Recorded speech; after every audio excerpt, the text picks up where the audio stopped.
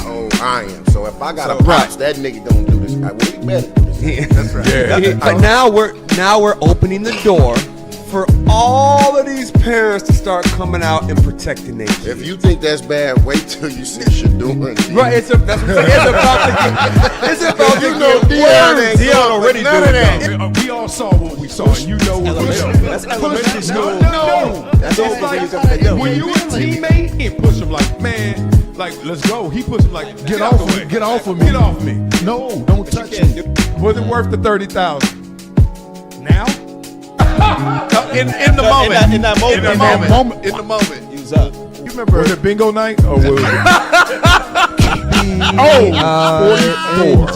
44. You know what we do on this show, boy. We flow, boy. But I'm gonna keep it high level, and this is gonna just give you the beats. And I give you my opinion at the end on all of these topics. But what's going on, the core issue, is the carriage rights fee. First of all, start off the right way. Exactly. Let me start out like this. This is why I'm broke and you got money.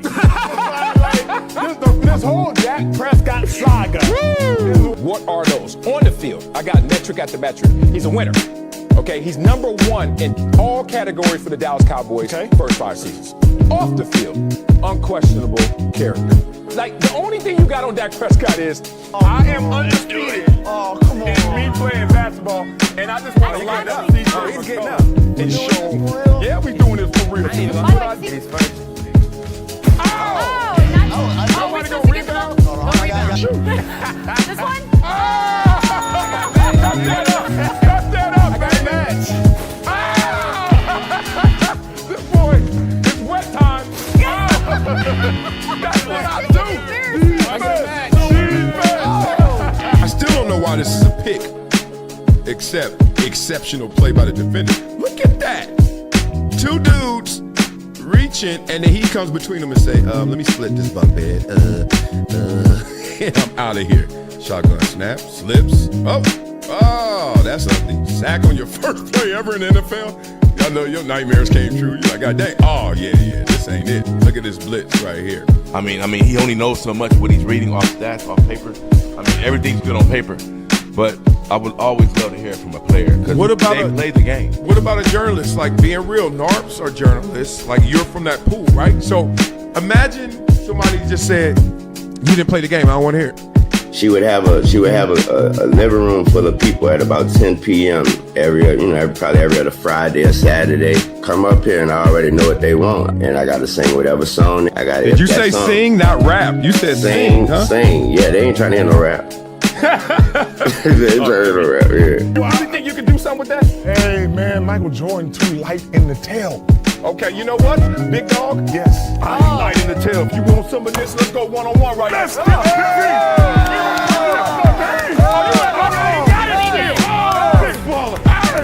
Everyone's playing the hits, but I'm a DJ. And one thing I know from my DJing experience is that you don't just play the hits. You play things that people haven't found out about yet. Discovery. Not up to me. I don't have this ego where I'm a buck, talk trash, and be like, yo, I don't like this. I don't like this. I'm gonna be like this. All right, I got enough talent. I got enough belief in me. I know what I want to do. Yep, let me go do it.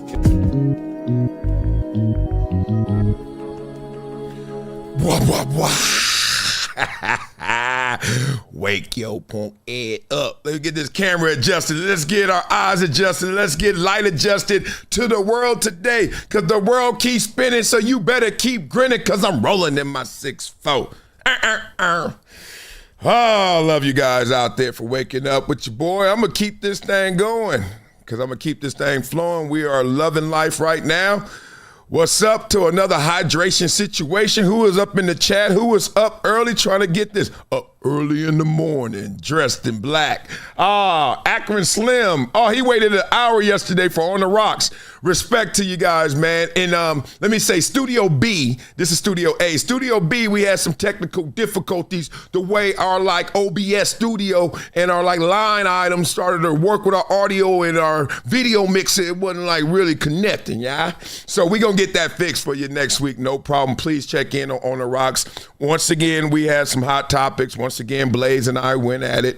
It's just the way it goes. That's how me and him always go at it, group text and in real person. So it's love. Raymond Noranjo, he must be Native American and Hispanic. He says, yes, sir, we have to soak up that wisdom. Respect, big dog. Love for you, man. I thank you for thinking I'm wise. I actually do think I'm wise. I hate when people give you that false humility. I suck in basketball, but I kind of know life a little bit. You know what I mean? Not too bad to have around your itty bitties if you want your kids to soak up some game. That's just the way I've been blessed, man. How you been blessed? Beat it up in the comments. Everybody has a skill. Everyone has a talent. Everyone has something they could chip into this world in terms of contribution. What is yours? And if you haven't identified that yet, that is your problem. So today's Wileyism can be simple. It all starts with identity. Let's start here. Why does it start with identity? Because in this world, for you to even build something, you got to know what you're building, right? So your attention is your invention. That's what you're going to build in this world. Watch little kids. Go back to your childhood. The stuff you were into, you actually were pretty good at. The stuff you were into, you actually started to achieve, right? But then things come in the way. Temptations, distractions, adversity, whatever it may be. That is to test you to see how bad you really want it. Because life is a great game expression, like football. It's a great game of skill. Like, oh, that's a CEO. Oh, that's a manager. Oh, that's a teacher. Oh, that's a football player. Whatever it is, it's a great game of skill. But for real, to get there, it's going to be a display of your will if you really want it. So it starts with your identity. Know what you want. Know who you are. But more importantly, when you're young, especially, know who you are not. I learned who I was by saying who I was not at first. I said, I ain't gangbanging. Nope. My uncles are in the streets already. I saw how dumb that shit was. I said, I ain't gangbanging. I said, I ain't drug dealing. I saw how fake that money was. You got you a nice Regal. You got your El Camino on some Yankees. Or they looking fresh as hell. Nice outfits, all that. I'm like, you ain't got no money on. You still stay with grandma. So, I'm looking at that. It's crazy, right? I said I wasn't going to be hard, tough, because I saw everybody who was hard and tough either A, not enjoy themselves when we play a tetherball. I'm like, dog, smile. God dang, I just won. He like, man, so what? He just hard and tough for no reason. I'm like, God dang, dog, hit the ball. Stop hitting ropies. Remember ropies? When the rope, you hit the rope around your arm? Yeah, you hate that. So I hated people that were tough, over cool. And the last thing, I was just like, man, whatever I want to be, I'm going to be it. That's how I roll. I don't know how you roll. I don't know how this world rolls. I actually kind of witness it, and I say, oh, well, good for y'all. If y'all like to celebrity worship, good for y'all. I don't give a damn about that dude like that. He another dude, right? He got to go number one. He got to go number two. He got to put on his pants. He got to bleed. He got to sweat. He got to cry. Ain't nobody higher than me, but also ain't nobody lower than me because I know who I am. Identity. It always starts there. So make sure you guys really know who you are so that you don't get caught up slipping and people trying to play you like you not. And that's how it all goes. So today's show is going to be great. I'm finally remembering to tell you about today's show. We're going to start off with a lot of topics. We're going to talk about Mike Tomlin. They're going to fire Mike Tomlin. Lane Kiffin over there flexing, talking about, yeah, I made the right decision. What y'all talking about? And people hating on Lane Kiffin for that same decision. The Patriots, what a turnaround. Have we seen this before? Man, they have won 10 straight. How they're also saying there's still no dominant team in the NFL, right? Naysayers are loud, and they say that my man Lane Kiffin ain't do the right thing. We also going to talk about fans. Y'all, how soft y'all are right now and how what's happening with these fans and entitlement and fans getting kicked out of the game never would have happened in yesteryear. Let's talk about the power agents out there. There are certain agents out there that make all of this happen, the puppet masters as they call them.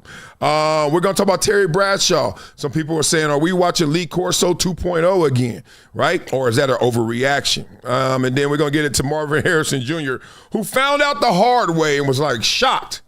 Well, he found out. Y'all got to just stick around and see what I'm talking about over here. So without further ado, we're going to get into this show. And let's start off with James Harrison.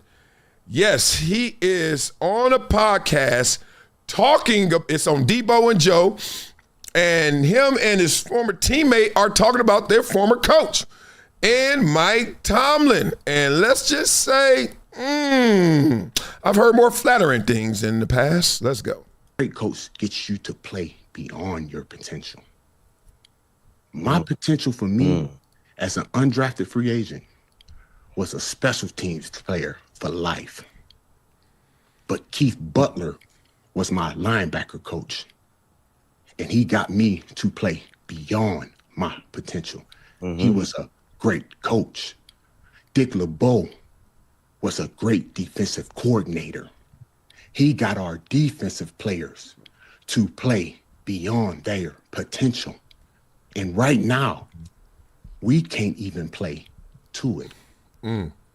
So you tell me where there's a good coach on this staff.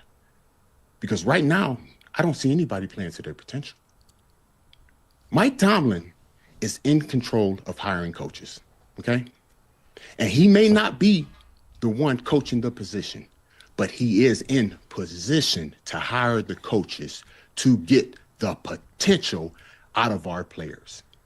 And right now, he has not put coaches in the position that can get the potential out of what it is that we have. Because I know what TJ Watt can do. I know what Cam Hayward can do. I've seen what Alex Highsmith can do, brother. I've seen Jalen Ramsey, Patrick McQueen. I can go on and on, but I'm not seeing it. Why? And I go back to this. 2013, I went to Cincinnati, bro. Okay? And I played in a 4-3 defense. That defense did not fit me for my potential of what I was capable of. And because I was not a player that fit that scheme, okay, that didn't work for me. That what you right were now, right. And right now, we have a lot of players that are not fit for the scheme that we run. The interior defensive linemen have to hold up to the run because we're supposed to be a 3-4 defense, bro. All right, has anybody ever watched this podcast before? And is Debo always Debo? Debo is over there. Joe Hayden trying to get one word and no. All right, so we go back to this master class of intensity. Let's go. Which means the linebackers are there to make the plays, but they can't make the plays if the D-line is in their lap half the time. Okay? Something has to be done, bro. And I know the Steelers historically don't move on from coaches. Say it. But I think it's time that history be made, because right now, the only history we're making is being the worst Pittsburgh Steelers team statistically almost in the history of the organization. Blah, blah, blah. Woo! He got there. We took a long way. Boy, we could have just went to Crenshaw, but we didn't. We took LaBrea. We rounded around, hit Stalker. Okay, we got there. All right. This is tough. Y'all know why this is tough. For many a reason. Let's not play stupid, especially on this show.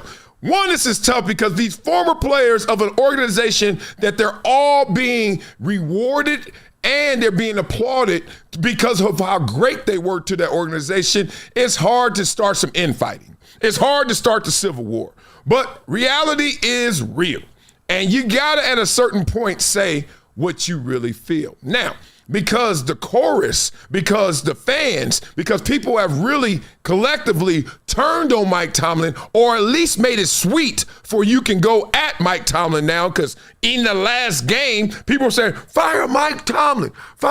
When you can do that, now all of a sudden license to players, former players, to say, hey, listen to this, I think it's time.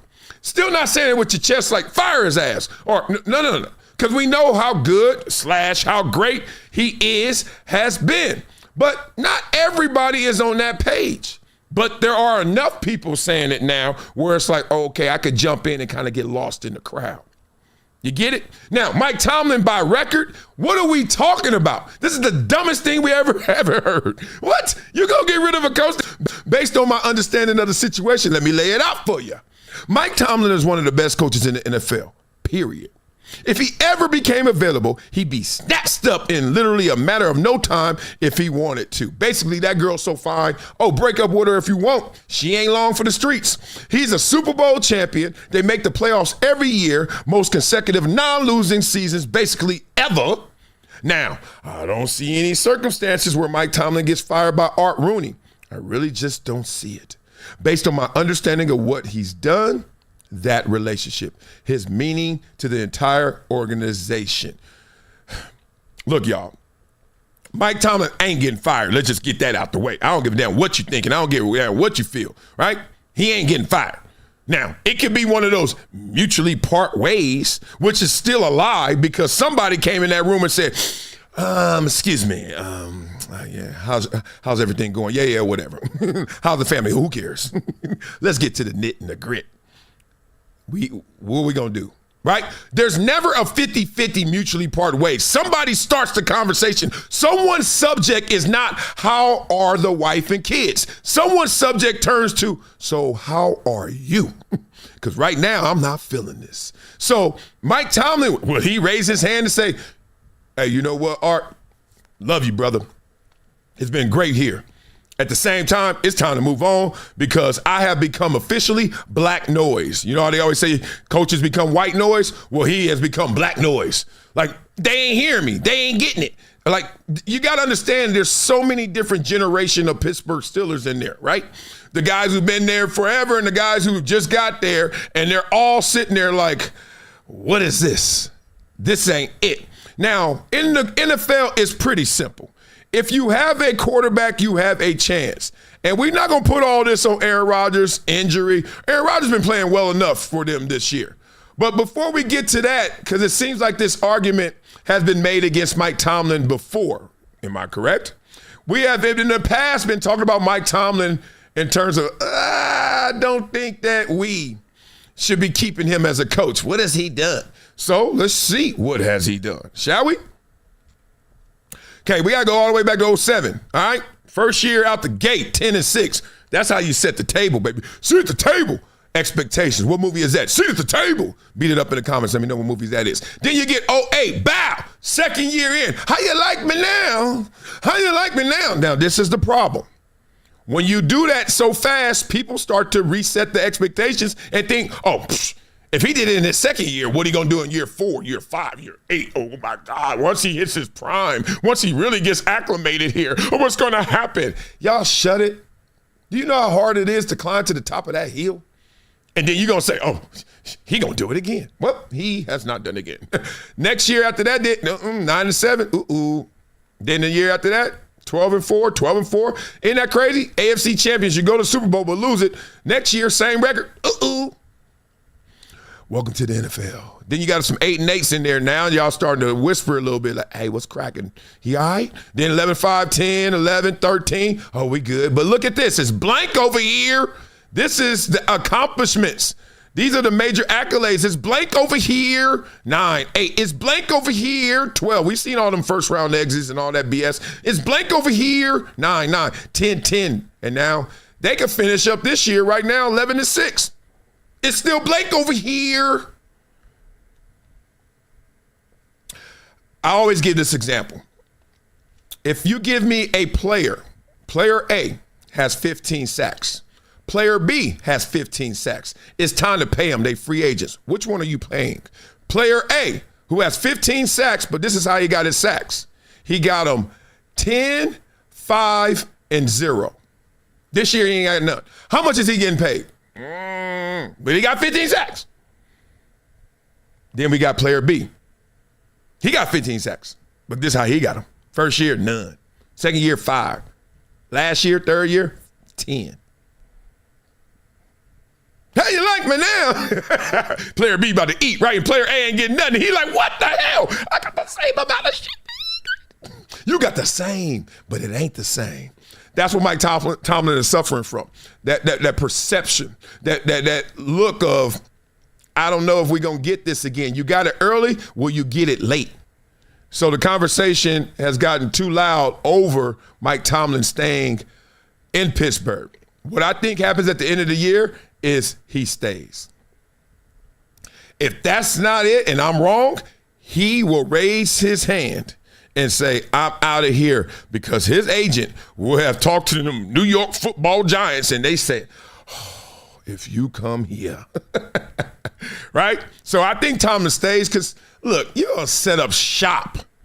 I don't know how many people are. A lot of people seem like they're happy, like moving around, like nomads. Like you like that fluid lifestyle, like you everywhere. My wife is like that. She loves staying home, but she loves traveling more, right? I'm more of, I love staying home and I love being in the backyard even more, right? I ain't going nowhere if I ain't got to go. Nowhere. My boy hit me yesterday. He said, "Dag, dog." He said, "Are you going to this event tomorrow night?" I said, "No." And he was like, "Oh, man, they didn't invite you." I was like, "Good," because they know I ain't want to go anyway. But the real reason is because they don't like how I be talking about stuff. And some of the stuff I be talking about be including them, right? So they into politics. I was like, well, now you can't ask me for a donation because you didn't invite me to your event and you still my homie. So that's how the game goes. But me, invite me somewhere for what? Do you know how many places I've been? I look at life like, dog, is it going to change my life? Is it going to change my mind? Is it going to change the way I look at things? If it ain't, well, I ain't changing my location. I'm not going nowhere. So let's beat it up in the comments before we get to the next topic right here. Maloney Baloney says, if Stefanski got a job, there's some job security for sale at Target for $8.99 on clearance. Y'all don't think Stefanski could coach? That's a damn shame. Let's say this about Stefanski. If you got a quarterback, you got a chance. Does he have a quarterback? You can say he's sabotaging. I don't think I would ever compromise or sacrifice my security, my job security, in the sake of proving that I'm right. I'm going to not play this guy to the best of my ability and the best of his ability so I could be right. So all that sabotage, Shedeur stuff, I ain't met the person that's going to cut off their neck like that, right? But cut off their head like that, good luck. I think Tomlin's a good coach, damn good coach. He just ain't got the situation right now that you need. It takes so much. And even if you're a good coach, it still doesn't work out. So beat it up in the comments. Let me know what you guys thinking. If he's staying, he going, what's cracking. All right? Now, let's get into this. Oh, Lane Kiffin, what's cracking over there? Your decision. It shook the sports world. Let's talk to it. I'm very honored to be the head coach of LSU. I can sum it up by saying this place is different. And having watched this place for a long time, having been on the other sidelines in this stadium, this place is different, and that's why we're here. We have a lot of work to do with that, but I'm very grateful for the opportunity to lead one of the elite programs in all of sports. Yeah. Leaving Ole Miss was extremely difficult, extremely difficult decision. And in that, we tried every single thing possible to continue to coach the team through the playoffs and to continue to coach the players. In the end, that was their decision, and we totally respect that and appreciate the time and energy that we tried to figure out a plan to do the best thing at the time for those players. The last 6 years of my life have been the best 6 years of my life, and I owe that to all the players, all the assistant coaches, and the people of Oxford. It was amazing. It will forever be a major part of my story. I'm so grateful for those relationships and all of those people that I got to meet. But the opportunity at LSU, as I said before, is just different. Someone very close to me reminded me this week in this decision that LSU is the best job in football.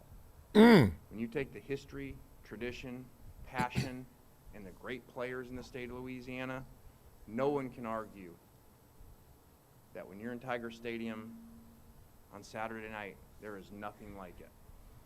And this place is built for championships with championship expectations. We understand that. But as an elite competitor, that's exactly what you want. All right. He came out, grabbed the violin, and played the same song we always hear.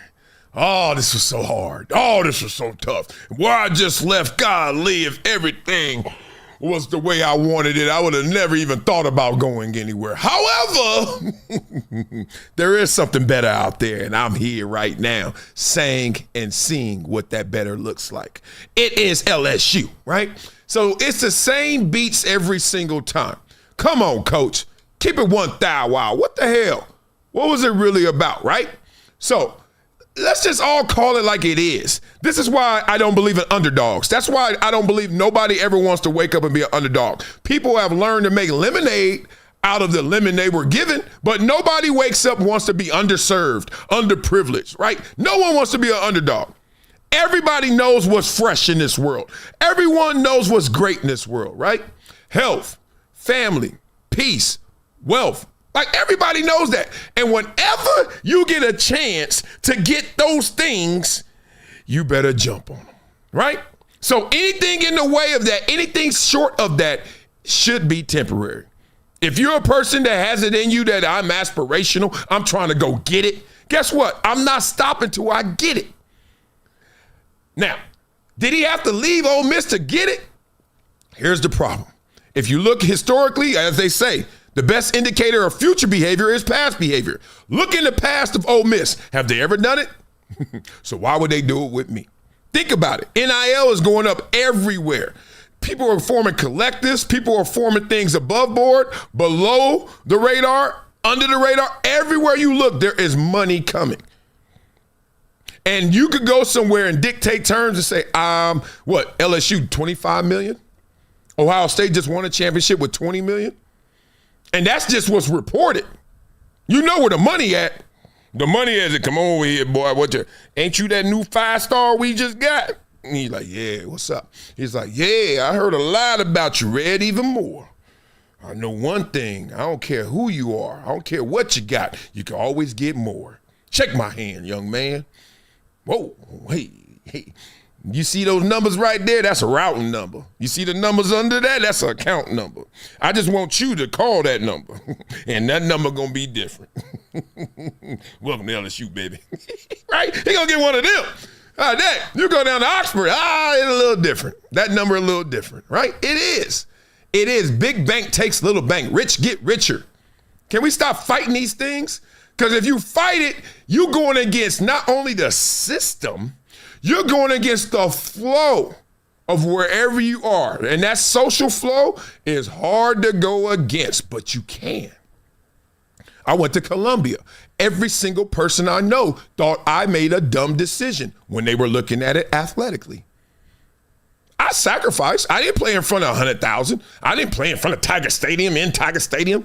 The most people I ever saw in college playing was 13,000, our homecoming, senior year, because we were rolling. We were undefeated, 13,000. That is a Division 11 game in Texas high school right now. The JV in Texas has 11,000 people, 13,000 people in their game. I remember it like yesterday. Oh, well, right? Now, you can fight the social flow. I fought it. And I was blessed enough to have the best of both worlds. Great academics, great athletic result. Yeah. It wasn't the greatest experience. I can't lie to y'all. I mean, look, people didn't like football at that school. They were brains. I get it. They weren't about the body. They were about the brain. But at the same time, it was good to me. This situation, if you're at Ole Miss, if you have any of these coaches, the thing you have to do is lock them in. And think about what you just said. You have to lock them in. What they did at Indiana. You at Indiana? I know LSU, Florida's, and all them gonna come. Signetti, sit down. Here's $100 million. Shut it. Huh? What?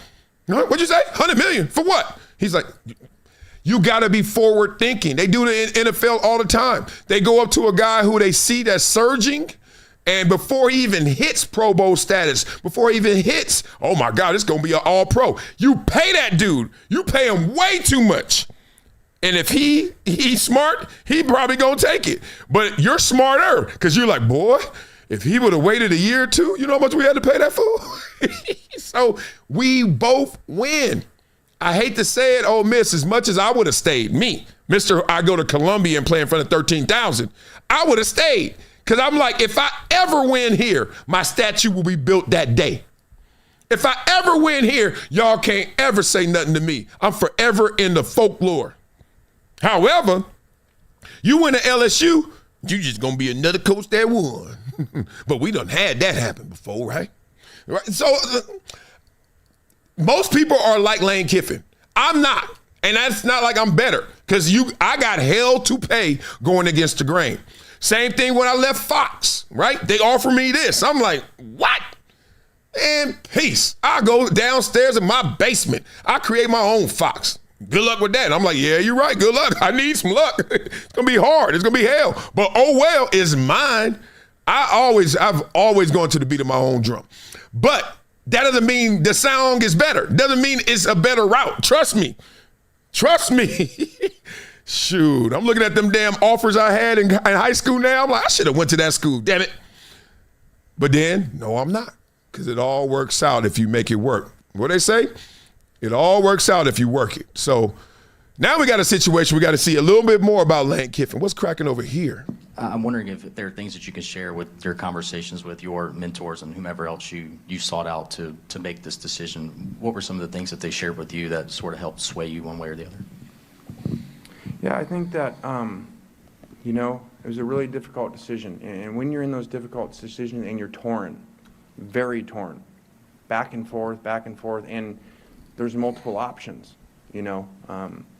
There were really, you know, 4 different places, you know, that we had to think about in this. And I just talked to them, and then it really was apparent to, I felt like everybody that I talked to outside of the state that I was in, all basically said the same thing, okay? They all said, man, you are going to regret it if you don't take the shot and you don't go to LSU. It's the best job in America, it's the best resources, and to win it. Blah, blah, blah. Yeah. I can't push back on that, except I hate when people do this, that whole regional bias. Like, oh, Marcellus, you only like Snoop because you're from L.A. I was like, no, I was in New York when his album came out, the first one. And the line was around the corner at H&M and all that. So don't do that. Somebody in Mississippi told you, hey, dog, I know I love me some Rebels. Ole Miss is a beautiful place, but that LSU up there different, right? Somebody in Mississippi told you, go. Don't do that. Don't do that to that state. Don't do that to them people, right? It's okay. She finer than you, girl. Shut it. Dog, you know where I walk around, how many times I know a dude got me in some lane, some capacity? Who gives a damn? I also know I got him in some capacities too. Who gives a damn? Don't compare, prepare. Now prepare yourself. Help me out. Beat it up in the comments. Somebody tell me, what are the 4 places? I know it was Ole Miss because you were there. It was Florida until they said, man, you playing with us. You just trying to take us out. You ain't trying to give nut. You ain't trying to marry me, right? You just trying to go out to eat and hit it. So Florida, Ole Miss, LSU, obviously because you're there. What's the 4th place? Somebody. Home? The crib? Like, who else was recruiting them? I didn't know it was another one. Beat that up in the comments so I could know. All right. But what he's saying is real. I like Lane Kiffin. I know Lane Kiffin from the USC days, and that's how we connected. He said hi and all that good stuff. He's a good coach. Like, cats love playing for Lane. Now, not everybody loves coaching with Lane. We've seen that before, right? But the point is, Lane Kiffin has had a storied career already that is about to have a huge trampoline if it all works out at LSU, right? If it works out at LSU, bow, he's next level. We know how the game goes, Lane Kiffin. But why is it, this is the thing. I want to protect Lane Kiffin in this respect. Oh, Auburn. Okay, Auburn. All right, thank you. Yeah. No, sorry, Auburn. No. Auburn's big now. It's Ole Miss. Auburn's like the tweener between LSU and Ole Miss. But if I'm at Ole Miss, I ain't going to Auburn.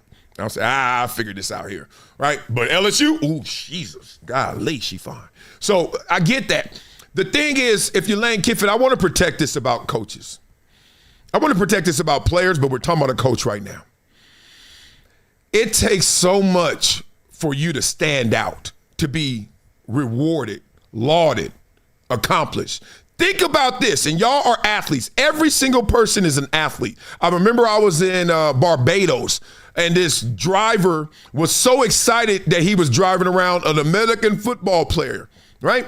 And he didn't know who I really was, but he was just like, he kept looking in the mirror, and he was like, you play football? I was like, yeah. And he was like, oh, and then he got pumped, driving me around. You know how they drive the wrong way? I was like, dog, you better pay attention. I ain't used to this way. Anyway, he doing all this. Then he said, you know what's so amazing about being an athlete like you? I was like, what? And he said, it's because everybody tried to be an athlete. He said, there's no other job in this world, no other profession I know of that everyone tried to be it except an athlete.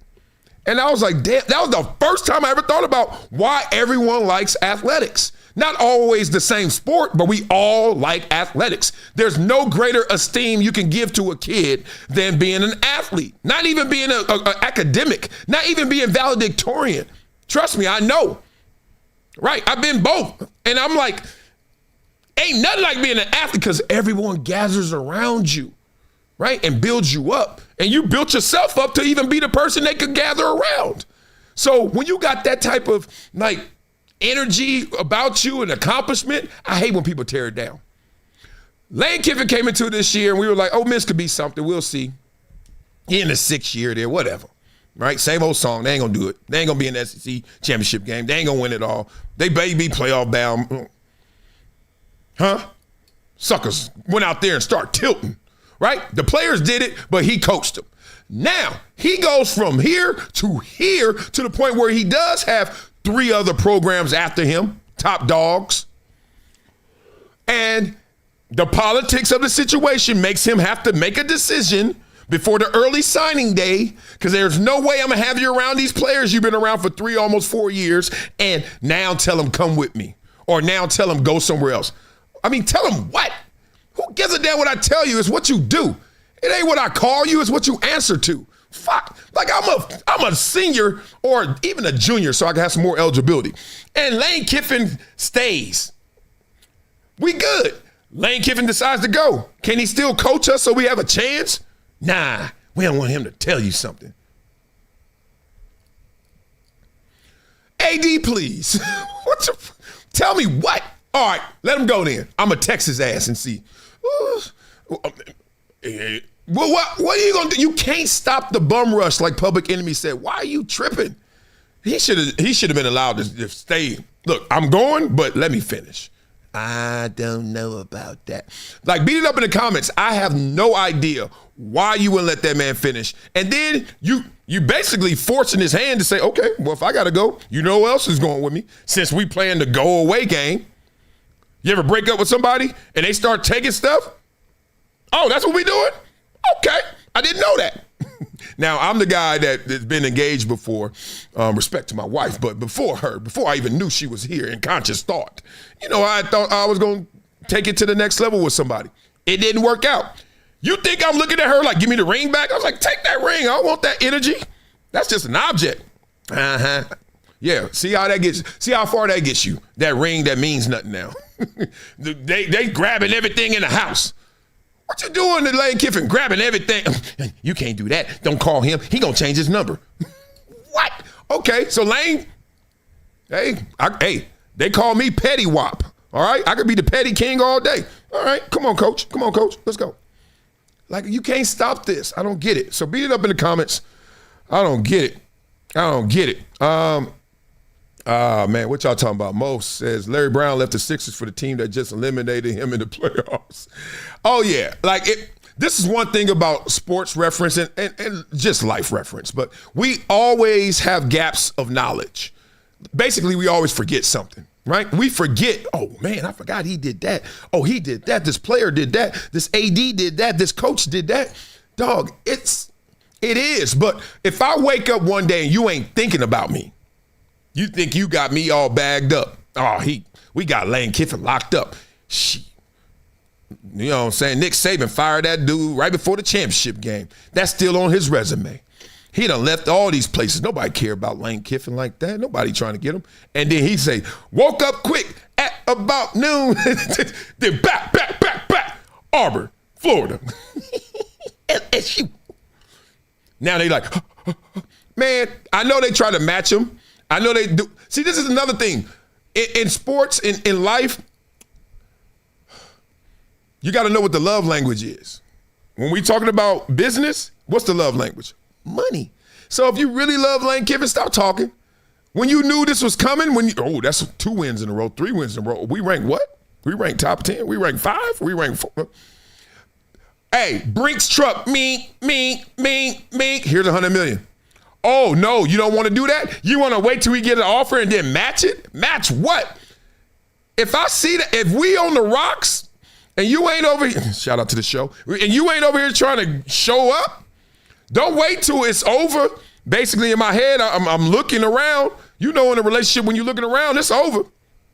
You spend half the time of any relationship you in breaking up. So if you've been together 2 years, that last year was rocky. You looking around, you at the store, you at H&M, and you about to buy that Snoop album, Doggy Style right there, and you looking around, and that girl at the cashier is bad, nice, and gave you a discount on the album. You go back home, you ain't got her number or nothing, but you know where she worked. Your girl mad at you still. Why you always buying all that music? You know we need some furniture. Oh, really? $11.99 is going, where we going to go? Where we going to get? Leave me alone. Can I have some peace? Can I listen to Lottie Dottie? And then, you know what happens? You go back to the store next week for the next album. No Limit coming out. I don't know what the hell. That's not the same era, but Wu-Tang coming out. You getting the Wu-Tang. Now you getting their number. Next thing you know, oh, your girl she find out, she sniffing you, acting different. She try to be nice. That's like matching an offer. Oh, miss. You wait till it's out there, and then you're going to be like, no. Whatever they doing, I'll do it too. I know Luther Vandross doesn't agree with me, but never too late. Yes, it is. I'm gone. I checked out. You talking about you going to match it. Match it? You should have gave it to me first. I wouldn't even have to think about it. I wouldn't even went to the store looking at her like that. I would have been like, she fine at this store. I would have came home and said, baby, I just got this Snoop album and in Wu-Tang, and this girl up there is fine as hell. She trying to flirt with me. She's stupid. She trying to give me discounts, trying to holler. She don't know why I got it good at home. Come on, old miss. You fumbled the bag, as they say. You fumbled the bag. You had that money and didn't want to give it to him. How that turned out? All right, love. All right, how is this going to turn out? Tell me this. Woo. That's the New England Patriots. That's my dog, 1997 draft class, Mike Vrabel, Ohio State. I remember when I met him. Oh, it was sick. We was at, was it the Combine? No, East-West Shrine game. I was like, damn, this dude go to, I stall as I'm getting this. Okay, so we are going to get into the numbers. Let me show you some numbers. Okay, these are the, I'll be having these websites. Don't worry about these websites. So I want to get into the leaders, right? It's a damn shame they just went and messed up my whole thing. I had this thing all queued up. All right, here we go. Oh, that's not it. Oh, dang it. Season stats. There we go. Oh, that's not it. Oh, God. All right. Down analysis by category. Yes, here we go. See, this is why you go to Columbia. Let me stop. I figured it out. Oh, that was tough. I was lost. I ain't gonna lie. I was like, all right. Here we go. So the old way of looking at sports is, you want to know the best offense out there? This is offense, right? Look at the yards. Well, Dallas Cowboys #1, Patriots #2, okay? But that's not the only way we look at it, right?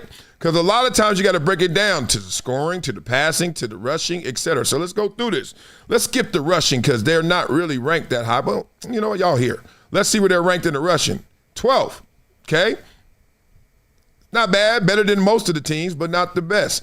But they're #2 in offense total. So that means that passing game must be sick. And it is. It's second. Y'all better put some respect on Dak Prescott. Put respect on them Dallas Cowboys. Put respect on Coach Schottenheimer. Everybody keep talking about it. Better be about it. Look at the Patriots. Receiving 1. Come on, y'all. Walk with me. Okay, this is what you don't want to be top in.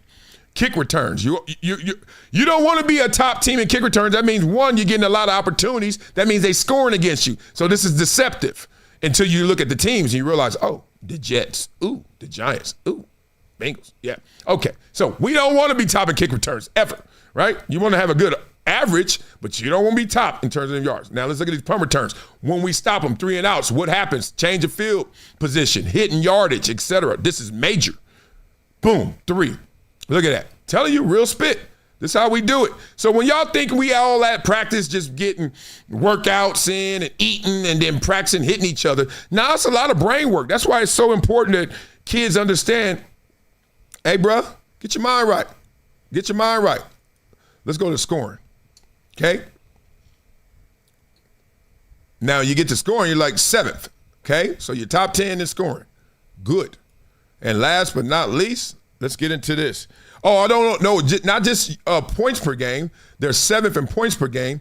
And then, as we saw before in yards, they were 2nd. Defense. Let's see what you're doing.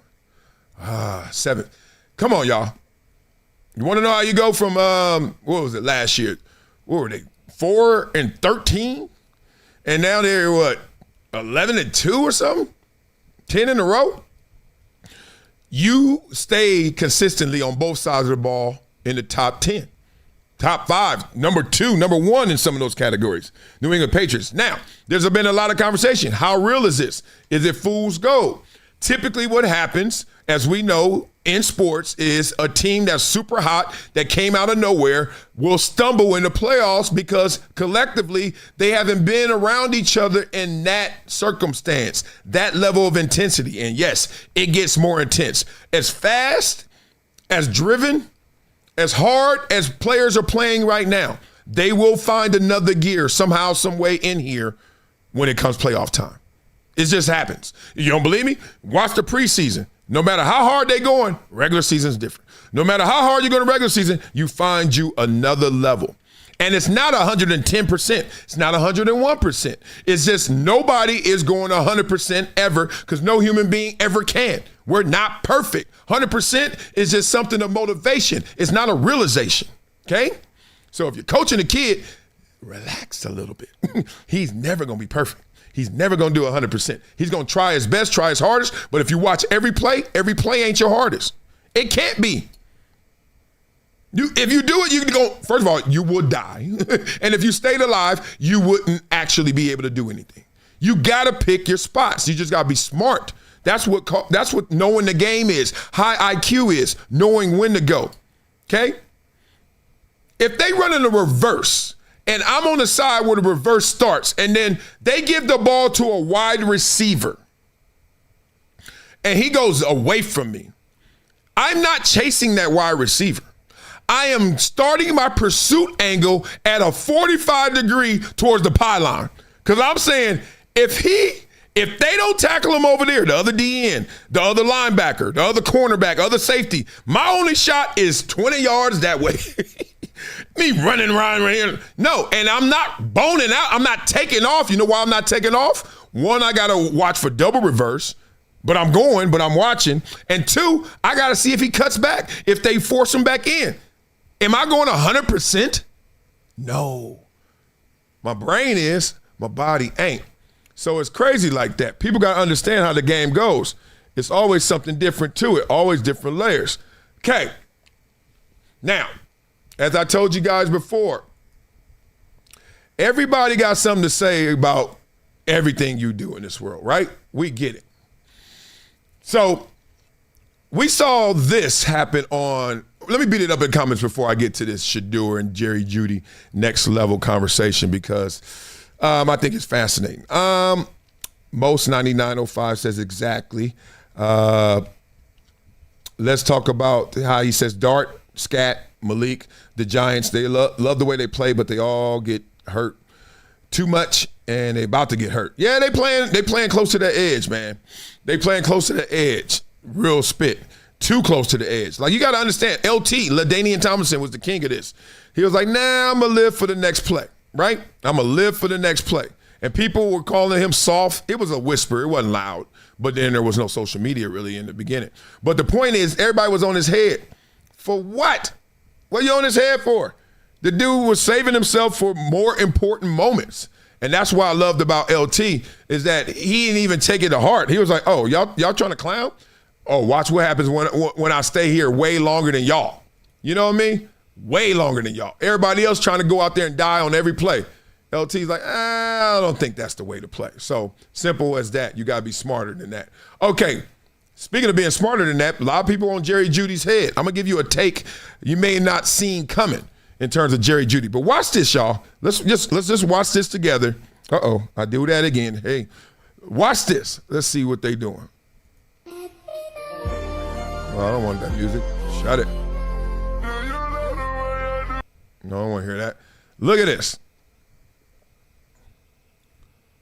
Shedeur jumped up like this could go two ways, gangster or gentleman. Now, I'm showing you what it is. Okay, we're going to watch this one more time because it's very important. Okay, this is auntie behavior, as I call it, right? This is when you're not just saying something, you showing something while you saying it. What you doing, nephew? Like all that. Like, okay, we doing too much. You know, but it's okay. You want to do too much if you're Jerry Jeudy. The question I'm going to ask is why? Okay? Everybody else is dancing around like how do you dare do that to your second starting rookie quarterback? Second game starting rookie quarterback. How is one way? Why is another way? Let's talk through it. So he's doing, look, no grown man coming up to me clapping his hands talking about what's up unless he feels he got more power than me. Unless he feels like he's sunning me. Unless he feels like, yo, little man, hey, little man, listen up. Listen up. Listen up. Right? That's what happens. We know the game. And then you just doing the most. You know these cameras on you, bruh. You know these cameras on him more than you. You know this guy, and he's actually, he's ignoring your ignorance. He's ignoring your auntie behavior to actually say, what's the problem? I missed the throw. If that's the problem, man, you're going to be over here a lot because I miss throws. Guess what? I'm going to be over there a lot too because you miss catches. Your butterfinger ass. But, hey, I'm a teammate. I'm a G. Let's go. What's up? Let's get better. Ooh, you still giving me, hey, enough of this clapping, dog. Standing over me and clapping. And now you getting dismissive. That means you doing this for the crowd. I'm right here. I tell my son this already because I don't want my son to grow up all feminine or auntie behavior. He got his mama and daddy here, okay? I want him to be balanced, right? Be sensitive, but be strong. I don't want my son, when you talking to somebody, and he does this sometimes because everybody does it until you check it. They be talking to you, and then they talking to the big peripheral y'all. Who are you talking to? You want me to? First of all, if you're talking to me, volume down. 2, look at me. What else is there to do? You over there? I don't know. Okay, so we're gonna get into this. All right, keep going. And show me. Let me show you. Look, you don't even want to look at the tablet. Now he's like, dog, look, this is what I saw. And he's like, yeah, okay, I see what you saw, but you don't see that. Throw the ball right. And now you got to look at your teammate. Teammate like, all right, enough. Ain't nothing good coming out of this, right? All right, blah, blah, blah. Okay, so everybody's had this take that's pretty similar, which is it's pretty obvious what's going on. It's disrespectful to come at your teammate like that, right? It is. But it happens. So that kind of throws you into another place. It's disrespectful, we all know it, but why is he doing it? This is why.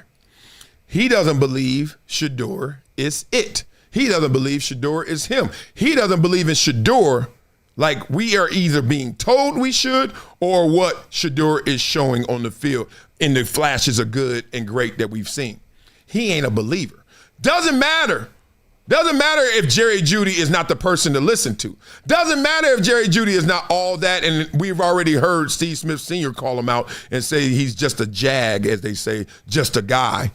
Doesn't matter who Jerry Jeudy is. The why is there's already a teammate who is pretty important. He's a wide receiver 1 on the team. Now, you can clown and have your jokes, beat it up in the comments. He wouldn't be a wide receiver 1 anywhere else. He wouldn't be. He is. Your top receiver is coming at your quarterback sideways. This is why it's important. Because I don't remember, beat it up in the comments, him doing that to Dillon Gabriel. And we all know, based on the regular season, Shedeur Sanders is better than Dillon Gabriel. Now, based on the preseason, my wife is the most beautiful person I've ever met, and I know, oh, it's not even my wife. Look at this itty bitty. Hey. Hi, baby. Oh, don't get shy. This is the one that's not shy. Say hi. Say hello, everybody. Say blah, blah, blah. Okay, give me a big hug. Daddy has to finish working. Why are you up so early? This is the question. Okay, go get your glasses, and then also you stay upstairs, and I want you to play with your dolls, okay? And I'll be up there. Deal? Okay, love you. But you gotta stay out, okay? And Daddy give you big love when I come up there. Deal? She got some little jeans, some little Jordans. Oh, my little mama up. What is it, 6 o'clock? And dressed. I love it too much. Okay, so back on it. He coming at Shedeur. Now, it's disrespectful. Sometimes you disrespect somebody you cool with because you cool with them. Like, this ain't even disrespect. This is just me talking to the homie. Oh, he happens to be my teammate too. Oh, y'all happen to be watching. But that's still disrespect. It circles around to still, I'm coming at you sideways. I don't remember him doing this to Dylan Gabriel. Anybody beat it up? I don't remember him doing this to Joe Flacco or anybody beat it up. And they only got 3 wins, and Shedeur got 1 of them. And they had 2 before Shedeur got in there. So he coming at Shedeur sideways. Let me tell you this. When you're on a team, just like in life, just like the whole Kenyon Martin, Draymond Green beef, you know who to test. When you're on a team, you know who to test. I had like 2 or 3 fights when I was in the NFL, Buffalo Bills training camp and stuff. You know who they weren't against? Reuben Brown, 8-time Pro Bowler. You know who they weren't against? The guy that I was hoping I could take his job and get some reps, Bruce Smith. You know who they weren't against? Ted Washington, Thurman Thomas, Andre Reed. We know who to test. Now the question is, why is he testing Shedeur? Is it for the clout? If you test Shedeur, you know you're going to be in the news. Really? What football player wants clout that way? I'd rather get clout just catching his touchdowns. There's something already going on there. And for those who think I'm making this up, 1, you haven't played sports. 2, Jalen Hurts and A.J. Brown. Let's just say no matter how cool they are, something ain't right. We go into 4th quarters of games at times, and Jalen Brown ain't got a catch. What? What? And look, quarterback is a thinking position. That means I must calculate what I'm doing with this ball, the most important thing on this field. Oh, it ain't you. Oh, it ain't you. It ain't the center. It ain't the guard. It ain't the tackle, the tight end, the receiver. It ain't the quarterback. It ain't the running back. It ain't the coach because you ain't even on the field. The most important thing on this damn field is this football. Don't believe me? Send Hunt. Throw it on the ground. See what happens. Everybody forgets about you. Oh, shit. Money, life, opportunity. The ball is it. So when I have this ball and I'm the quarterback, I am thinking, who do I think is valuable enough to have this? You get valuable by being open, being a dog, fighting for the ball when I throw some iffy balls, some 50-50s. You going to get it. You ain't dropping it. I know how valuable this is. And I'm trying to feed you, Jerry Jeudy. But you don't like what I'm cooking. So then you, like who ain't dated this girl? As soon as you sit down, she order, food come. Excuse me. What's this? Oh, no, we not. We at the restaurant. Try it first. I ain't order it like this. What's this? Oh, God, okay. Boy, ooh, you talking about getting 3 strikes in 1 pitch. Just a pop fly. I'm like, girl, if you don't try it at least. Anyway, so he coming at them like that. He coming at Shedeur like, what's this? Looking at a tablet. What's this? What you seeing? What you doing? And I don't want to go as far as emasculate, but to really undress me. When you forget this rookie talk, and I get you want to get your weird flex on me, but why are you doing that? What have I done, bro, that's worse than Dylan Gabriel? Worse than Joe Flacco? And I ain't see you in their face. Is it because of the complexion? Is the connection? Nah, we ain't doing that. That's lazy. Are we? Well, then why? Ask yourself why. Beat it up in the comments. Okay? Beat it up in the comments. There's a reason he came at Shedeur. And it could be A, he thinks Shedeur just sorry. And he like, man, look, B, itty bitty. B, he can say, nah, you ain't that sorry, but what, you tripping. Or C, Jerry Jeudy just a different dude. He just off. He just off. Hold on one second. I got to be a daddy now. Baby, you have to go because daddy has to do this. Okay, you can't come back. You understand? You either go back and cuddle. Okay, go back in your room and find them. Or you have to go cuddle with mommy. But this is not an option right now. Okay? 5, 4, 3. Can't come back. I'll come to you. Love you. 2. Tell y'all, man, ain't no aunties in here, dog. It's straight daddy work. And I'm over here praying, hope she stays. She runs this house, literally. So I'm not the only one talking about this. Y'all know the game. Other people, smart people, good people, talking that real. I like this. Let's see what they're saying. Talk to him. You over there clapping your hands and all that and yelling at the young fellas. His second start. Like, he working through stuff. Yeah, he might not be throwing everything with anticipation like you want him to throw it with. But not only that, man, y'all know how I am. Pat your chest first, homeboy, because you've been dropping a lot of passes out there. You ain't been playing lights out. We all out here making the mistakes. Let's work through this together. Yeah. All right, pat your chest first. Shedeur ain't going to make every play. Shoot, he a rookie, second start. I just don't like how aggressive he came over there, man. Go talk to the young fella. But you coming over there clapping and all that. Like, for Shedeur to stand up, that stand up is like, all right, bro, you doing too much and you disrespecting me now. Rookie or not. Yep. Shedeur ain't making all them antics and all that when you dropping the football. So, man, come over here and talk to me, man. Let's get this thing right. You ain't got to come over here clapping your hands and talking all tough and talking all crazy. Blah, blah, blah.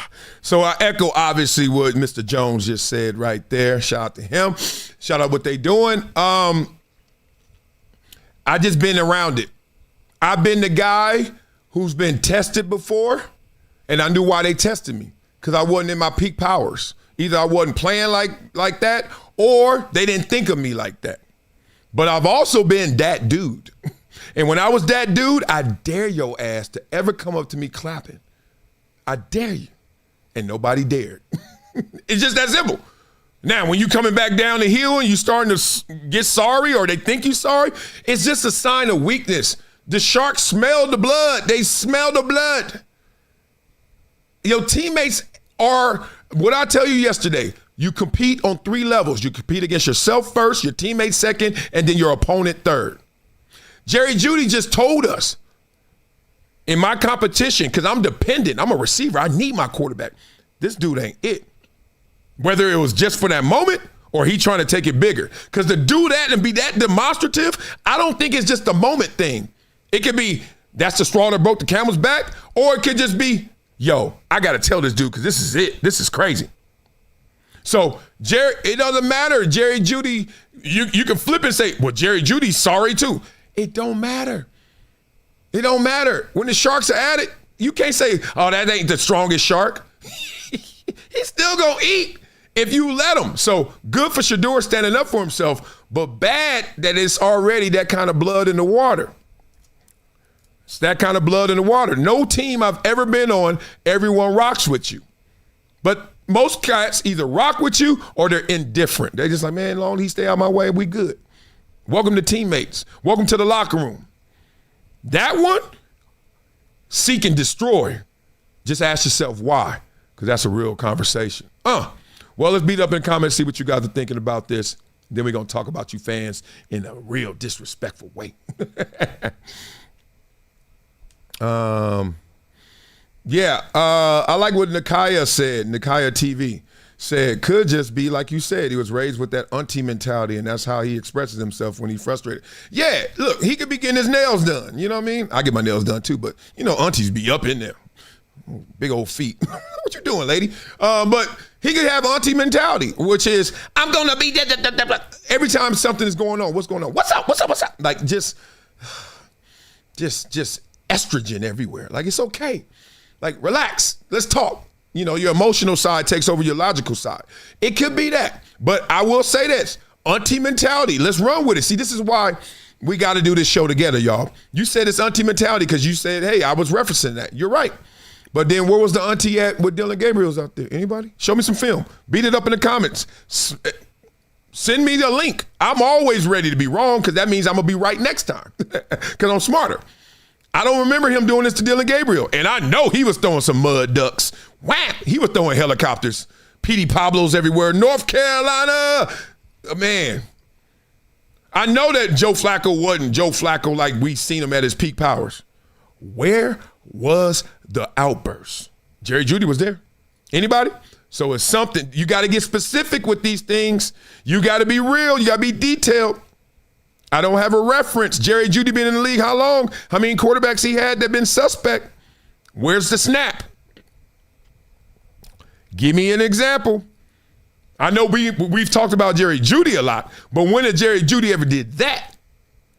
Anybody? Somebody? I'm willing to be wrong, but I know teammate behavior. Once again, the sociologist in me is like, something wrong right there. I don't know exactly because they ain't went into the detail yet, but it'll come out. Or Jerry Jeudy gonna start reading books on the sideline like A.J. Brown. War can't be avoided, just postponed. So I am patient. I will wait, and it will show itself. Now, fans, y'all have been showing yourself. Y'all been showing y'all ass. Y'all been doing too much. Now, I know why fans do that. We pay your salary. No, you don't. You don't. Y'all do. You know the difference? That means if I kick you out of here, we still gonna make this money. Now, if I kick everybody out of here and nobody watched at home, we not gonna make this money. But stop thinking it's about you. It's about you all. So I hate when a fan thinks that, I want you to work harder. Fool, I'm working and you watching. You ain't doing nothing. Doing more than you. Doing more than you now and doing more than you've ever done in this sport. Boy, but like, look, like I tell you, I don't think I'm above nobody. I don't think I'm below nobody, but I would tell you who you are, partner. And who you are, I do not want to hear somebody with 2 left feet who is missing their child's recital to go get their little dad pickup game on Saturdays. I don't want to hear you tell me what I'm not doing. I don't care. And I'm not mad either. I'm not sensitive. I'm not getting you kicked out. They may. Now, if you cross the line, we know where the line is, then we got problems, right? You got to go. But stop thinking you so entitled because I pay your salary. You think $378 is paying my salary? No, I'm courtside. You think $3,500 is paying my salary? You all are paying my salary. But trust me, the social contract says we can get rid of your ass and it don't matter. Okay? Catch me thinking, you ever think that? You ever think that yourself? You think you way too important. No. I need y'all. I don't need you. You know you is singular and you is plural. You all. Yeah, don't think. So let's talk through this because this is a different era. I don't remember it back in the days happening as much as it's happening this week, let alone lately. But they're talking about this. Let's see what they're talking about. There was a time where that wasn't a thing. Like when we was growing up, players wasn't pointing the fans. He just said, that's what Corey's right. These players they're a lot softer than they used to be. And I think we saw kind of publicly, like one time somebody said some wild shit to Westbrook and he like pointed to the guy and it became a meme and the guy got kicked out. But it feels like since then players are using that too much. I agree with what Westbrook did, but subsequently it feels like everybody does that. I've seen people get real sensitive and I'd be at the game sometime and I've heard players try to get somebody kicked out for something that wasn't that big. They just show it's a split screen. You know, now is a million Michael Jordan versus LeBron clips. They showed a motherfucker standing right behind the bench talking to Jordan. Going crazy. That's the wrong nigga to talk to like that. Going crazy. He lives off that and shit. then they showed the nigga saying some shit to Bron and Bron got the dude kicked out. Blah, blah, blah. We can't have it both ways, y'all. Now, that clip may not make the final cut because Joe Budden don't play that. And respect to the Podfather. But I played it for you now, and so far we still got a live stream. Here's the thing. Beat it up in the chat what you think about this. Let's be real. We can't have it both ways. So, of late, maybe 5-10 years, a lot of conversation about mental health, right? And you see sometimes the guys wear it on their jerseys, their warm-ups. It's on the court. Remember all that, the branding of we got to take better care of ourselves. You remember after the whole CTE conversation when that erupted, then we were talking about football players, and they got to protect themselves and their health, and, fans and the interactions got to be more healthy. And then you saw football players with these big old Goodyear blimp helmets now. And everybody's adjusting. So one thing I hate is when we look in the past and we say that they're tougher just because it was tougher back then. Your parents probably did this to you as well. I had to walk uphill both ways just to get to school. Got to school so tired, I couldn't even focus in homeroom. Okay, Daddy, I love you. Thank you. But I'm not here to walk in your shoes. I'm here to stand on your shoulders. Thanks for putting in that work. I'm going to put in my work different. Now, you may think it's not hard. Flagrants now. Come on, y'all. So I don't think it's a badge of honor to get yelled at by somebody this close to you because they got good seats. If you don't shut your sorry ass up, and everybody in the crowd, outside of all the alumni that played the game, I think you're sorry. It's okay. If I go to your job, I'm probably sorry at it too. You know what I mean? Whatever that job is, because I am not highly skilled in it because I haven't been practicing it. Take it like it is. Get in where you fit in. You go to an arena. There are 17,505 here today at Crypto.com Arena. You don't see the Los Angeles Lakers versus the Phoenix Suns. Start lineups. If your name ain't getting called, and if you ain't one of the dudes slapping hands, just be a fan. Be fanatic. Be crazy. But don't cross the line, and certainly don't think you could cross the line on the court. So that fan, I saw that fan, this guy. I saw this guy right here. Hey, I saw your whole explanation, and I get it. He was like, Zach LaVine, what you doing? You got 8 points in the fourth quarter. We paying you $40 million. You out there not even closing out on the guy. He's made 6 threes in your face, and you ain't even playing hard. So then you start going back and forth, and hit dogs holler, so therefore he going back and forth with you. Zach like, man, chill, shut it. And I think Zach called him a B first. Now, I hear you, fan. You call me what? Who you calling? I mean, the Queen Latifah and you came out. Who you calling to be? UNITY. Right? I get it. But at the same time, bro, know who you are. And then when it was time to leave, I get it. You ain't got to be this guy. That guy that's post after you explained it. This is you in the moment. Hey,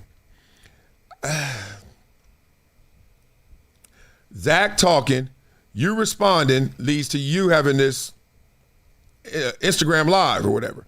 This, and I know you're a season ticket holder and you invested a lot of money, and I know how much season tickets cost everywhere. It's 5-6 figures. I get it, brother. But you didn't have to leave. You didn't have to go there to where they asked you to leave. You didn't have to go that far. And when you were leaving, you didn't have to put that much work in to let everybody know what's up. But hopefully they let you keep your season tickets. Obviously they will because it's big money. And you just come back and they say, hey, just a nice warning. Respect the players. Now the crazy thing is, you're going to see Zach again because he's going to see you again. With that jacket, it ain't hard to tell. You can't hide that money. So we get it. But big dog, you got your lane. I think you sell clothing, shoes, something fancy, something fresh. You got your lane. He got his lane. Sales ain't always peak. You don't always have peak sales days. He ain't always got peak power days. They get paid too. Sometimes they get you. Sometimes they use you. You somebody, no, he ain't even trying. We've already done the trying conversation. There's no 100% out there. So maybe he made some calculated decisions that were wrong. I get it. But you spent your money already. You ain't getting your money back based on his effort. So it's really a futile argument. Oh, no. If I pay this much, you better. You have a choice. You don't have to come. Somebody else is in that line ready to buy them tickets. You know the game? And I know how that feels as a fan because I got season tickets to the Chargers and the Clippers. I know how you be like, if they just act like your money don't matter. Let me just tell you, your money doesn't matter. Y'all money matters. Yours doesn't matter. Just like in football, just like in basketball, they will cut you. And the Sacramento Kings, Zach LaVine, will move on. without you. We don't need you. We need y'all. We need a team. We don't need you. And whenever you start thinking that, like in football or basketball, or even as a fan, you think it's about you, there will be a reminder. Ask LeBron right now. Him and Luka. It's all about you, Luka. How fast that turned. Let's beat it up in the comments, get to the next topic. Oh no, the real villain wasn't out there. It was just a fan. For Elijah's 708 says, the notorious G says players should not react. I know it's human nature, but be a funky professional. Don't feed the trolls. I'm like that. Now I'm with you. I do not react. I don't give a damn. I don't care. I don't care what y'all doing. Like, for real, I'm going to laugh at you. I'm like, I got you. I'm not coming down to that level to fight you. And you know what that level is? You're coming here to watch me. Somebody in here got my jersey on. Somebody on a date with a beautiful girl, and she's hugging me because that's my jersey. I used to always think that, like, wow, that's proud. Okay, go ahead. Right? I'm in the middle of a lot of relationships right now. They saying my name. I'm here. I ain't coming to your job. You came to mine. I ain't forced you to. You wanted to. And then you going to say something to get me off my square? What? If you don't shut your sorry ass up and I say sorry like I mean sorry. I'm sorry. People get mad when I do that. I do it to my boy Blaze. I don't care who you are. If you didn't go pro, I'm looking down at you. In sports, I could beat somebody in this. So, even if you can, I don't care. I don't think you can. And unless you're going to play a pro in a pro game, you ain't going to ever prove it. Oh, I saw him at the park and we played against each other. You think that fool was really going in? Ain't a professional athlete I've ever seen that ain't in a game going 100. Why? 1, risk of injury. 2, risk of ego. This fool might be better than me. I ain't about to go hard and let him know. Pickup games. You be seeing all them pickup games. Shout out to all them dudes that be having them on TV and on the gram. Ain't nobody going 1,000% like they do in the game. You just trying to get some run in. Since you going 1,000% because I'm playing against Kevin Durant today. You think KD giving you game 5 Golden State, KD? You stupid. You sorry. That's all I want you to know. And it's okay, because when I go to your job, I'm stupid. I'm sorry if I think I can just go to your desk and be the CEO. Or go to your cubicle and just do all the work you do. I'm stupid. And imagine if I stood over your cubicle. Hey, Jason, what you doing over there? What? Doing my work. What you mean? You ain't working hard. I just saw you. You was on the ground. You wasn't focused. You know, you be on a cubicle like this. Oh, you wasn't doing nothing. You sorry. What you doing? You ain't even focused. You ain't helping this bottom line. That's how stupid fans look when they do that. But, hey, you're right. Players are dumber because they feeding into it. They biting into it. Most 9905 says something. He says, Michael Jordan and Joe Montana switched teams. I'm trying to tell you, nobody is bigger than the game, including the fans. No, when I say nobody, none of us. Will y'all please stop thinking you are? Okay. Now, there was somebody who got too big for her situation. His name is Lane Kiffin. Got a little too big for Ole Miss. But not everybody's happy about this decision, obviously. And here are some of the people with faces and names, like a Joe Klatt, who will put this video out. He's got 5 of the messiest exits in the history of football. The Raiders, Tennessee, the Tarmac, a.k.a. USC, Saban telling him to leave before the national championship game at Alabama when he was just an offensive coordinator, and now Ole Miss. The credibility issue thing is real. Why would you commit to him if he's not going to be committed to you? And is that a fair line? Probably with this move. And yet, listen, if he wants to do this, more power to him. If this is the decision he wants to make for he and his family, more power to him. Doesn't mean there's not consequences, and it doesn't make it any less selfish, because it is. He's the play caller, and he's leaving those players in the wind. And the hard part here is that, you know, they're going to try to paint Ole Miss as the bad guy by saying that, well, I wanted to coach the playoff, but Ole Miss wouldn't let me coach the playoff. Well, of course Ole Miss is not going to let you coach the playoff. That's ridiculous. You can't you can't be coaching Ole Miss while no one is looking out for the program of Ole Miss. You might be trying to win games right in front of you, but no one's looking out for the program as they're trying to build for the future. Blah, blah, blah. Big fan of Joe Klatt. Worked with Joe Klatt. Much respect to Joe Klatt killing the game. I disagree with that take, though. I disagree with it because what's wrong with him coaching them? What's wrong with him finishing what he started? Regardless of how this is going to play out. Like, you almost, like in a real relationship, you break up with somebody. It happens a lot. I got a baby mama having a baby. Baby here. We breaking up. You quickly, immediately, and it's difficult. It's very difficult for the woman, and it's difficult for the dude. But it's very difficult for the woman. Emotionally, right? You got to turn your focus to the kid. Okay? Ray J just went through this. One of them, he got arrested for an exchange with his baby mama, ex-wife, whatever. And I've been there. It's time to stop thinking about you and I together. I'm at LSU now. You know that. I'm going. Ole Miss. You want to finish something? You want to do something special? Let's do it like in a relationship when they break up. For the kids. Oh, Ole Miss is like, we ain't doing it for the kids because Ole Miss is the woman in this one because they feel like he the man because he went somewhere better. He went with that fine-ass girl LSU. She ain't even all that. Yes, she is. She wasn't all that right now, but trust me, when we get back together, she going to feel good about herself. We going shopping, right? On her dime. Let me stop. So the point is, you caught up in your feelings. And now you trying to act like he abandoned the kids? Nah. I left you. I'm still here for my kid. But now you going to make it tough for me to be with my kid. This is a relationship. This ain't nothing but baby mama drama at Ole Miss and LSU. Ain't it? Who ain't been through this? Who ain't been through this? Everybody's going through this. You're like, God dang, I just want to see my little man. I just want to see my baby. I don't need you to be an hour late. And then when you show up, I don't need the attitude. And then when I leave, I don't need you blowing me up. Like, what is going on? Why?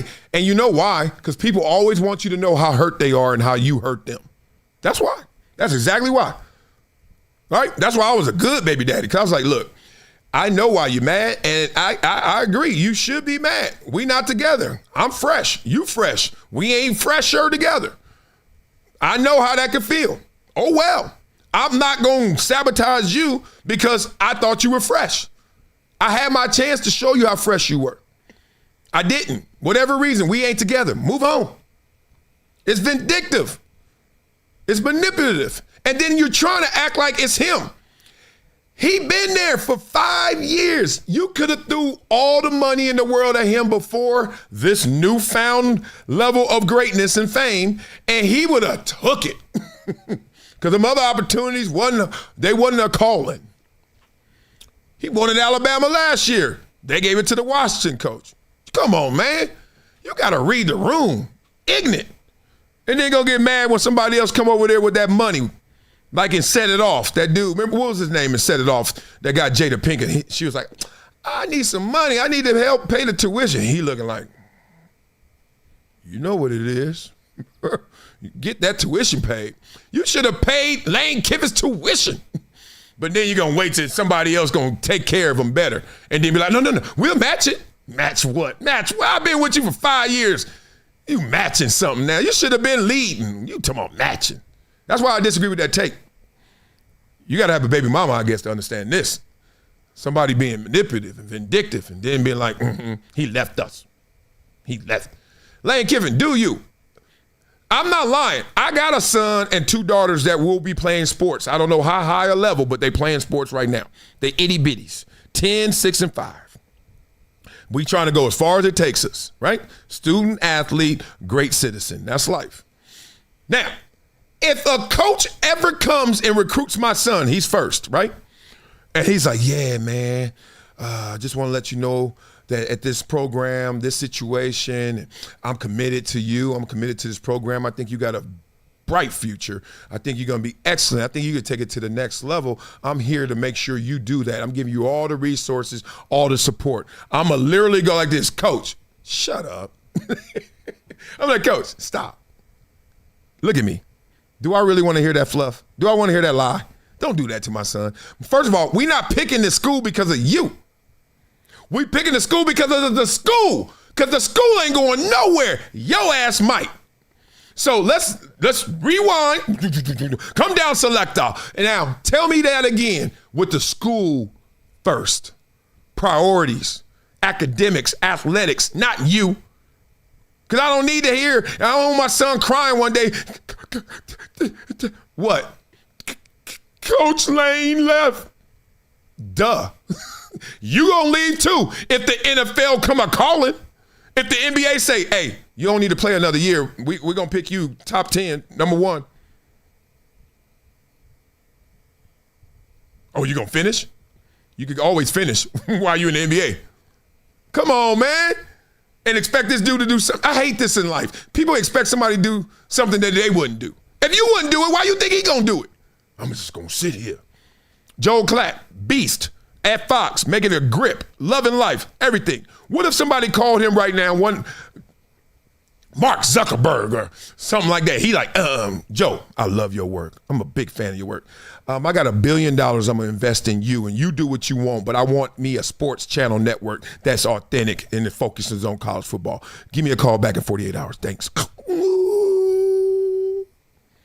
Where's that contract that he signed at Fox? And in this era today, somebody gonna get that call. It ain't gonna be $1 billion, but some of these valuations, Omaha Productions, some of these valuations, how the Ringer got sold, some of these valuations, the volume,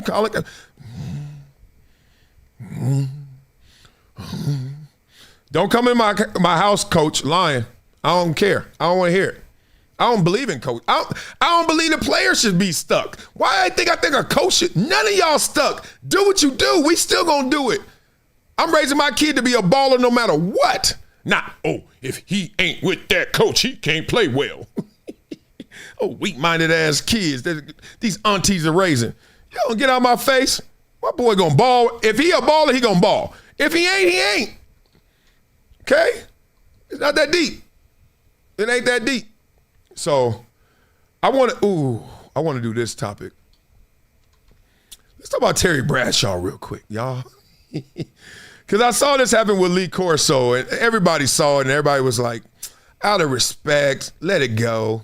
But then at the same time, you was like, but this is like my time and content. And like, is he okay? And if he ain't okay, man, like, it's okay. Let's move on. I don't know. It just feels like, and I've been reading these articles, that Terry Bradshaw every week is giving us a moment that makes us say Lee Corso 2.0. Y'all tell me.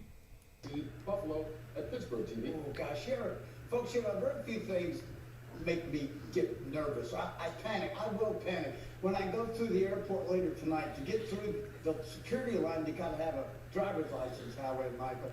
And you have to show them where you are. Because y'all don't do that. And you've got to show that, and they'll look at it and go, okay, Mr. Bradshaw, you can come in. If I don't have it, a lot of times I don't, I panic. Facing Pittsburgh today, and if I'm Josh Allen, there's panic written all over this. Both his tackles are out. Last week, sacked 8 times, numerous hits. This is time to panic for Buffalo because Pittsburgh is going to be all in his stuff today. I see what you did there. That's good. Well, I'm not telling you what you like what you did. I know you like to get there, but every time you start your comments like that, I panic. Blah, blah, blah. Oh, man. See, I need you guys because I don't watch the shows and the pre-games and the daily shows. Like, look, I got kids interrupting me at work right now. You saw my itty-bitty come in here a few minutes ago. And shout out to her dad for having enough control in that home. For that woman. Put your foot down, daddy. You better not come back in here, lady. I say it with love. And she ain't came back. But the point is,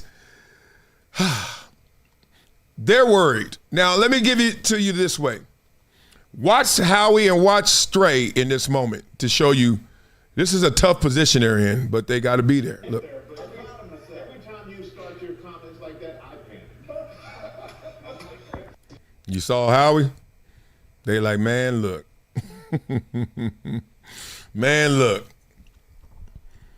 I was born by the river. Like, I don't know. I just wanted to do a quick one because we ain't got much time. I ain't going to say much more because I don't watch enough, but every week I get me a clip sent about, you see what Terry said? It's like, what? Articles. Terry Bradshaw. Yeah. It's okay, dog. He won 4 chips in the 70s. Like, you know what I mean? Hits he hit. Oh, he took. And them big hard hits. Them big hits from like Dick Buckets and like, Jesus. Let it go. It's okay. Chill on your ranch or whatever it may be. Whatever it may be. All right. So now that will do it for this show. We usually have a rap poll and we usually have a sports poll. But this one grabbed my attention. So now we're going to talk this one. This is crazy. What would you do? I'm talking to all y'all. As the man and woman, all you aunties out there, of the house, what's your next move? Oh, shit. You know what my next move is? No, I'm not. See, my first thought was I'm going to open the door and let them get out. I'm not going over there. You see the mouse? My feet are nowhere near this mouse. That white hand, when they going to make a black hand? Let me stop. When they going to make a black hand? Let me stop. Hey, I'm nowhere. First of all, I'm not touching. So I'm over here and I'm trying to walk. So I'm trying to tiptoe. Shit. That snake moved in. I'm gonna ask him. He got 5 on the mortgage because he's staying here. Jesus. Okay, this is what I'm doing. Vroom. I'm out. This is what I'm doing. Vroom. I am running to my phone. Hey, but I'm staying in the room because if I stay in the room, I can see where it goes. The worst thing is you think he went outside and he's still in there. So I'm staying in the room, but I'm far. Matter of fact, I'm peeking around the corner. Because I see death around the corner. Like I'm Tupac. I'm looking like this. I see a snake. They're like, sir, 911, may I help you? Yes, ma'am, I see a snake. She's like, sir, can you speak louder? I can't hear you. I see a snake. She's like, are you a city boy? I think you said you see a snake. I was like, yeah, I'm from the city. She's like, yeah, you don't have to be that scared. Can you describe the snake? He big and he long. And he big and long.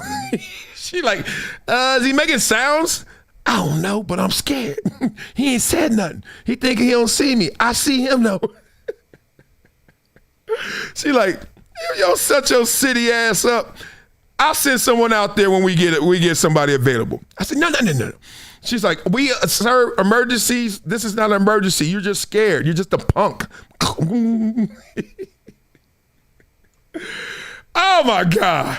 Oh my God. If I saw a snake, I am the worst. When I say the worst when it comes to that, the worst.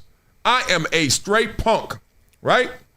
I'm what that fan calls Zach LaVine when I see a snake. Love for you guys, man. Have a great day. See you next time. Tell a friend to join us and check out the lives. Blah, blah, blah. Let's go. It's been a decade plus that I knew that this day was going to come. Oh, this is not hyperbole.